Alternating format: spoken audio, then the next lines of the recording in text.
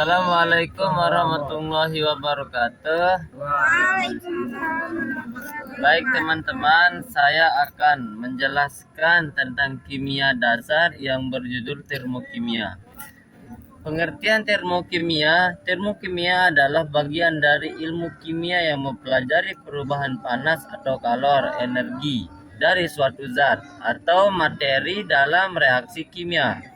Fokus utamanya bagaimana panas berpindah antara sistem dan lingkungan saat reaksi berlangsung. Energi didefinisikan sebagai kemampuan untuk melakukan kerja.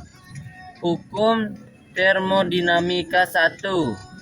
Energi tidak dapat diciptakan maupun dimusnahkan, tapi dapat diubah dari bentuk energi yang satu menjadi bentuk energi yang lainnya. Konsep dasar termokimia mempelajari pertukaran energi panas antara sistem dan lingkungan selama reaksi kimia atau perubahan fisik terjadi. Konsep dasar meliputi 5 bagian utama. Yang pertama itu adalah sistem dan lingkungan. Yang kedua, jenis sistem. Yang ketiga, hukum kekekalan energi. Dan yang keempat, kalor dan kerja. Yang kelima, entalpi. 1. Sistem dan lingkungan. Sistem bagian dari alam yang sedang diamati, misalnya larutan reaksi. Yang lingkungan, segala sesuatu di luar sistem. Jenis sistem itu dibagi menjadi 3. Yang pertama itu sistem terbuka, dapat bertukar massa dan energi. Dan yang kedua, sistem tertutup, hanya bertukar energi.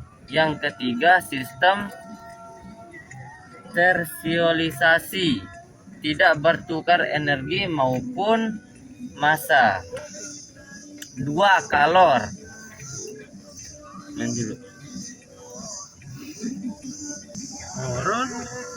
Kalor. Yang kedua, kalor Q kecil dan energi dalam delta E. Kalor Q, energi yang berpindah dari sistem ke lingkungan atau sebaliknya karena adanya perbedaan suhu di antara keduanya.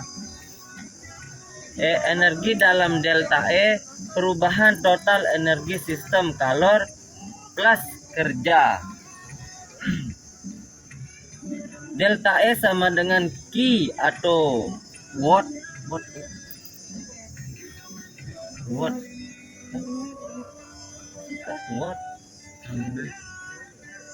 dengan W sama dengan kerja. 3. Entalpi dan perubahan entalpi delta H. Energi dalam E sama dengan jumlah energi yang dimiliki oleh suatu zat atau sistem. Tidak dapat diukur.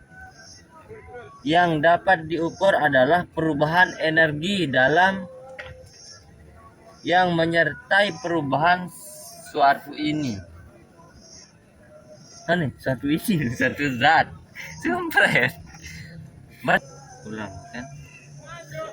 Tidak dapat diukur. Yang dapat diukur adalah perubahan energi dalam yang menyertai perubahan suatu zat.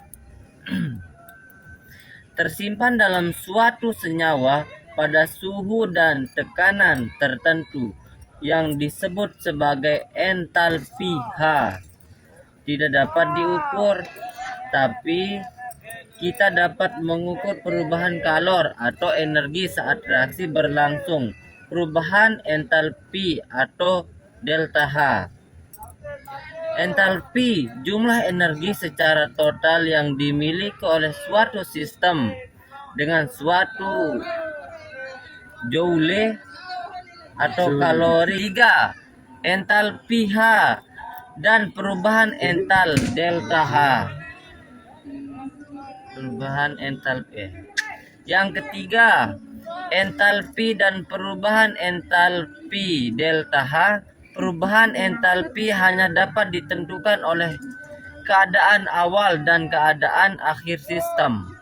Delta H sama dengan H produk min H reaktan. Yang pertama delta H lebih kecil reaksi X delta H lebih kecil reaksi eksoter dan delta H lebih besar reaksi endoter. Contoh dalam farmasi, reaksi netralisasi asam-asam dalam titrasi farmasi melepaskan panas eksoter. 4. Reaksi eksoter dan reaksi endoter. Reaksi eksoter, kalor mengaliri dari sistem ke lingkungan, dan reaksi eksoter, kalor mengaliri dari lingkungan ke sistem. Contoh, bisa dilihat diagram tingkat energi di PPT itu teman-teman. Silahkan diperhatikan dengan baik. Yang dua ini? Iya.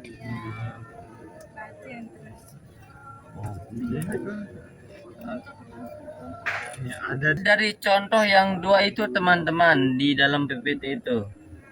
2H2 plus O2 menghasilkan 2H2O. Delta H sama dengan min 136, KKAL. 2H2 dalam kurung gram plus O2 dalam kurung gram dihasilkan 2H2 menghasilkan 2H2O dalam kurung gram plus 136, KKAL. Dan contoh yang ini, yang mana? yang reaksi endoter. Itu kan tadi reaksi eksoter. Yang ini baru reaksi endoter. CaCO3 menghasilkan CaO plus CaCO2. Delta H sama dengan plus 42,5 KKAL atau mol per mol. Oh, atau garis ini ya, nah, jadi jelas itu teman-teman. Jelas lenga. Yang kita lanjut ya. Yang kelima, persamaan termokimia. Persamaan termokimia adalah persamaan reaksi yang mengikut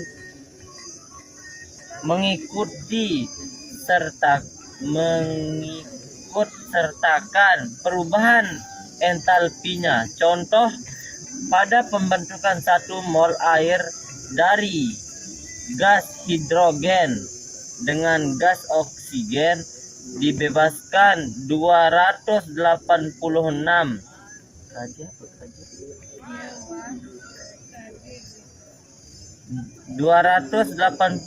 kJ. Persamaan termokimianya adalah H2 dalam kurung gram plus 1/2 O2 dalam kurung gram menghasilkan H2O dalam kurung L. Delta H sama dengan min 286 kJ. Atau 2H, bisa juga disebut 2H2 dalam kurung gram plus O2 dalam kurung gram menghasilkan 2H2O dalam kurung L. Delta H sama dengan min 572 kJ. Lanjut kita ke nomor 6 ya. Jenis-jenis perubahan entalpi standar. Perubahan entalpi reaksi yang ditemukan pada kondisi atau keadaan standar suhu 25 derajat 25 Celcius atau 298. Perubahan entalpi itu dibagi menjadi 4. Yang pertama itu perubahan entalpi pembentukan standar delta H V derajat. Perubahan entalpi pada pembentukan 1 mol zat langsung dari unsur-unsurnya pada keadaan standar 298 K sama dengan 1 atm. Ya. Yang kedua itu perubahan entalpi penguraian standar sama dengan delta H D derajat. Perubahan entalpi untuk menguraikan 1 mol zat langsung menjadi unsur-unsurnya pada keadaan standar 298 K atau 1 atm.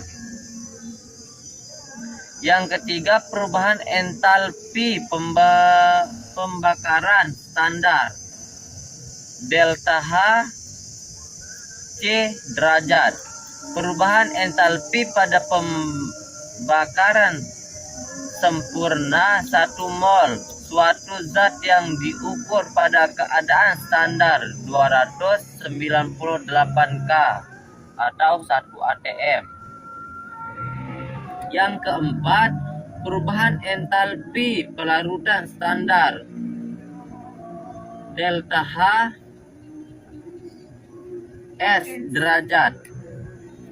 Perubahan entalpi pada pelarutan 1 mol suatu zat menghasilkan larutan encer pada keadaan standar 298 K atau 1 atm. Sudah mengerti teman-teman? Berarti yang setiap 298 K itu sama dengan 1 atm. Iya. Ngerti, Red? Oke. Yang nomor 7 ya, teman-teman. Perhatikan itu dengan baik.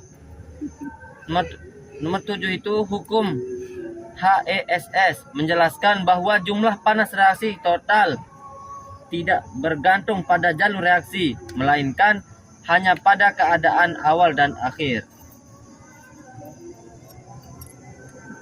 Delta H total sama dengan sigma delta H tahap.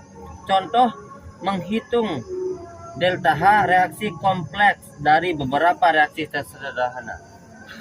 Kedelapan itu kalor jenis dan kalorimetri.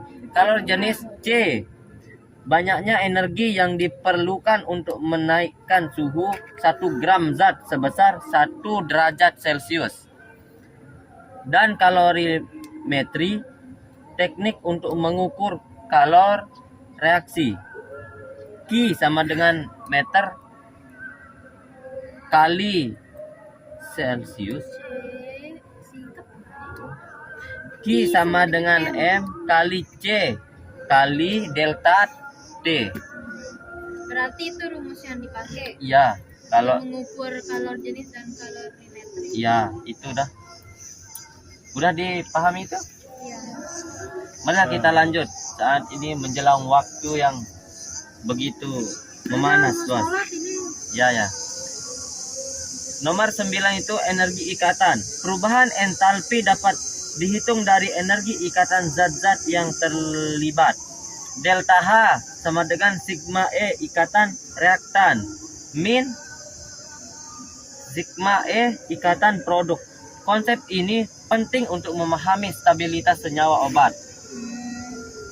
Itulah fungsinya. Thank you, everyone! Thank you, Elmar! Boom!